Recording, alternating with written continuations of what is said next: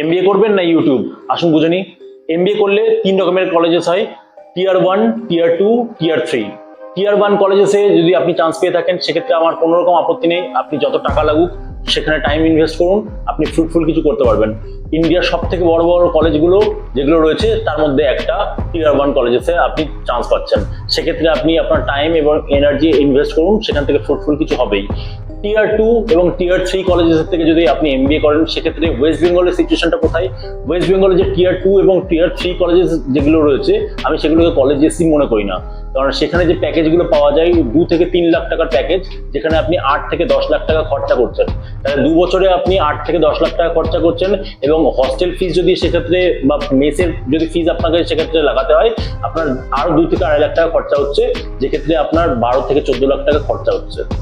তাহলে 12 থেকে 14 লাখ টাকা আপনি খরচা করে আপনি 2 বছর পরে একটা 30,000 টাকা জব পাচ্ছেন। এবার দেখে নিই ইউটিউবে আসলে সব থেকে ওয়ার্স্ট কেস সিনারিও কি হতে পারে। সব থেকে ওয়ার্স্ট কেস সিনারিও হতে পারে যে 1 বছর আপনি খাটাখাটি করলেন, কোন রকম সাবস্ক্রাইবার বেশি গেইন করতে পারলেন না, জাস্ট 1000 সাবস্ক্রাইবার গেইন করলেন এবং সেখান থেকে মনিটাইজেশনটা অন করতে পারলেন, যদি কনসিস্টেন্সির সাথে আপনি ভিডিও ছাড়তে পারেন।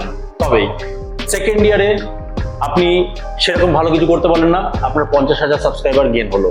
2 বছর খাটাখাটনি করে আপনি 50,000 সাবস্ক্রাইবার গেইন করলেন, সেখানে আপনার কোনো রকম লস হলো না, এবং 50,000 সাবস্ক্রাইবার থেকে আপনার একটা ইনকাম স্টার্ট হয়ে গেল 4 থেকে 5,000 টাকা। এবার যখন থার্ড ইয়ারে যাবেন তখন 50,000 সাবস্ক্রাইবারটা বেড়ে আপনার 1 লাখ সাবস্ক্রাইবারে পৌঁছে যাবে, এবং এইখানটা থেকে পুরো গেমটা চেঞ্জ হয়ে যাবে।